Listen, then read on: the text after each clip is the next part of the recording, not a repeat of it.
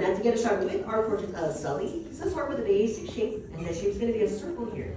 And so right towards the middle of our paper, we want to draw in a circle. I'd say about the size of a baseball, or even an orange is a good size here as well. And as you can see here, keeping my circle very light, really rough and sketchy. I'm just really building up a circle with lots and lots of curved lines. Once you've got your shape in place, next steps we need to add in are what we call guidelines to help us place in some of Sully's features here. And so we're going to hop to the top of our circle, and just very lightly we're going to cut this in half right down the middle. And this line is just showing us that Sully is going to be facing towards us. Then about 2/3 of the way down towards the bottom of our circle, we want to lightly stretch across a horizontal guideline here. And this line is going to help us with placing in Sully's eyes. And this will give us our basic foundation for Sully, but it looks nothing like him. Right now we have Kylo Ren's lightsaber going through an orange. Not so much that monster that we know and love today. With this foundation place, to really build up the rest of Sully's head here, we're going to go from the sides of our circle, and right along the sides here, we're going to lightly stretch out a little curve that's going to dip right below our guideline here on each side. From the bottom of these curves, this is where we're going to start to give Sully his jaw next. But Sully here is a pretty confident character. And with a lot of our confident characters here at Disney, we like to give them what we call really big lantern jaws. Other characters include Gaston, Mr. Incredible, Buzz Lightyear, Idina Menzel. And Sully's just as confident as they are. You know, when he was first saving monsters even without a pencil. And so to figure out how big we need to make his jaw here, if you actually measure out your original circle and double that right below it, I'll even give myself a little tick mark, just a rough reminder for when to stop his jaw. Then we're going to go right towards the bottom of our curves here. And to build the sides, we're going to lightly stretch down, just a stretched out letter C here on each side. And finally, right between our two curves at the bottom, we're going to play a little game of connect the dots. And so we'll join our 2 points together by stretching across the letter D here. And we'll go ahead and still keep his head very light, very sketchy here at first. We're going to go back in towards the end and really texture up our monster, make him nice and furry. Before we do that, when it comes to adding in his face here, we're just going to start by giving Sully his nose. And his nose is going to sit in this bottom third of our circle. And so we're going to go right below our guideline. And to build up his nose here, we're going to sketch in these 2 sideways letter B's right on the inside of the space here. His nose is going to be shaped like this very squished little diamond kind of sitting here on our paper. Now our monster does need to be able to breathe as well, so to give him some nostrils, we're going to go right to the inside of our diamond. And from the bottom here, you want to sketch in a small little triangle here on each side. Once you got those nostrils in place, his nose here is going to be the first feature that we want to go back and lock in. Now for any of my new timers here, whenever we say locking in, that's really just a fancy way we like to say really bold or darken in your favorite lines from those items that we started with. Now, once you got his nose nice and dark, next feature we need to add in for our monster here is going to be his smile. Now to add to his confident personality here, we like to give Sully what we call the Pixar smirk. More so a smile tilted to one side of his face here. And so to add this smile, we're going to go back into light and sketchy mode.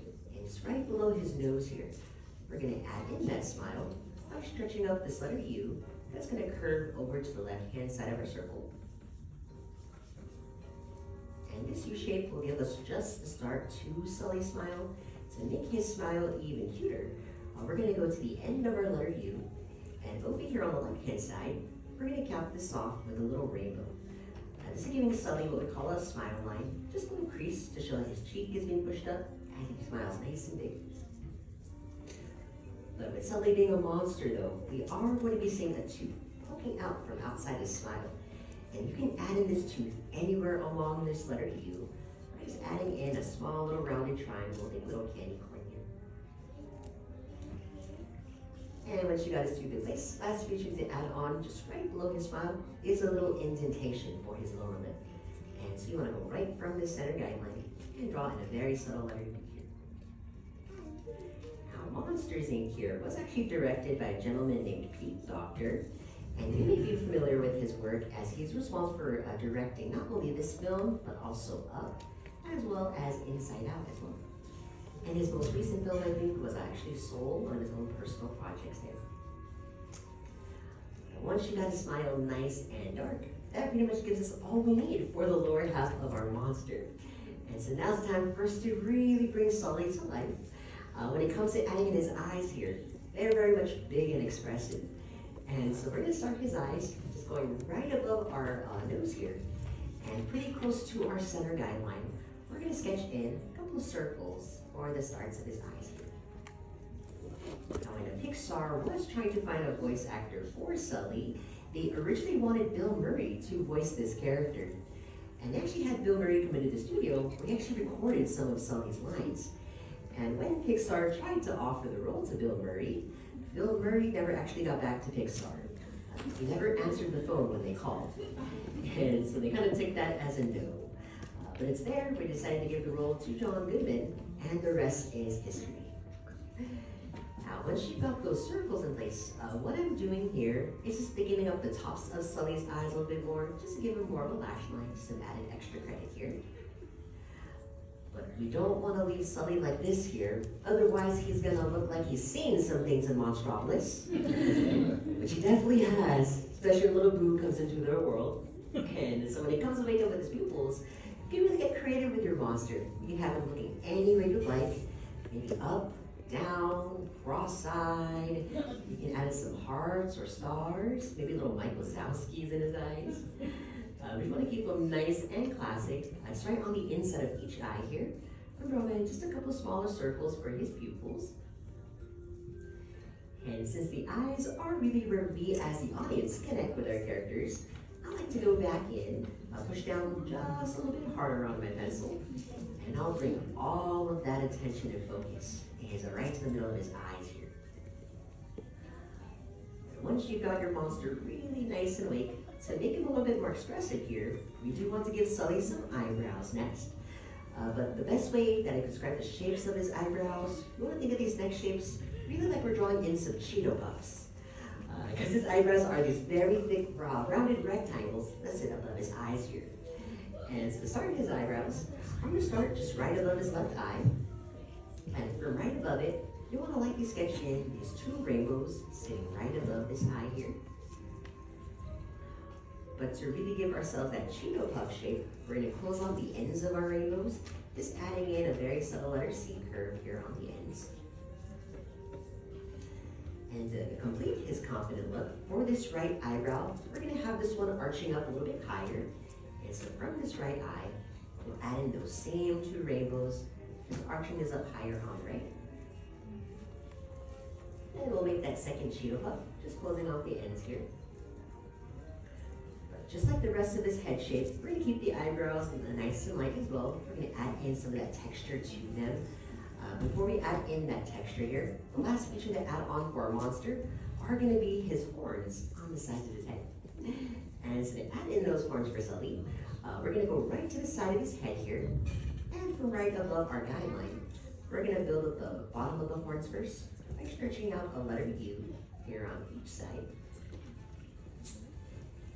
Then from the ends of those letter U's, we're going to turn these into some capital letter L's by bringing up a vertical line here on each side. Then from those L shapes, his horns point towards his eyebrows. So you want to go from the top of that letter L and add in a small little rainbow right towards the top here. And from the ends of those rainbows, we're going to close off the top of the horn by just bringing down a letter C. And we're going to connect these to the sides of his head, just right along the sides of each eyebrow. Now, once you got the shapes of the horns in place, on the inside here, there is some texture, some ridges that wrap around his horns. And to add in that texture, I'm going to go right inside of the shape here, and just add in a couple of rainbows right on the inside. And there really is no right or wrong amount of these ridges that you need to add in. Really feel free to add in as many as you can fit here. Now we're almost finished with our sketches of this monster. But the last detail we have to add in now is going to be that fur. Sully here is a pretty furry character. So far, in fact, that in the first Monsters Inc. film, he actually has about 2.3 million individual strands of fur to him. Now, we're not going to sit here and draw 2.3 million hairs, but to keep it nice and simple and 2D, to give ourselves that illusion of the fur, we like to add in some shark fins or blades of grass. Just a couple of thin triangles here. And so I'm going to start from the corner of his jaw so you can see this texture, but it's really just a couple of little thin triangles. And feel free to add this in anywhere along his head, as well as his eyebrows there too. So for my Monsters Inc. fans, can anyone tell me who gave Sully the nickname Kitty? Boo. Yes, Boo. Now, does anyone remember what Boo's real name is? Yeah, Mary. The reason why we know it's Mary, though, is because in the scene where Boo is drawing on the floor, and you look really closely at her drawings, in the corner, she signs Mary, which is also the name of the little girl who voiced Boo as well. Her name is Mary Gibbs. A cute little story about Mary is that in the scene where Sully is waiting for Boo outside the restroom, and she's singing that random song, when Pixar had Mary come into the studio to record her lines for Boo, they told little Mary, sing a random song. And she actually sang The Wheels on the Bus. And they couldn't use that because of copyright. And so they told little Mary to sing a random song. And so what we hear in the film today is what she made up there. So once you've got this texture in place, so that's also going to be the last step that you need for your sketches of your monster here. And so this is the time in the drawings when you want to go back in, do some touch-up work, really darken in any lines that might have faded away in the drawing process that you'd love to stand out nice and dark. But the last mark any artist truly needs to leave on their work before it's complete are going to be your signatures. So make sure you do find a spot somewhere next to your drawing here.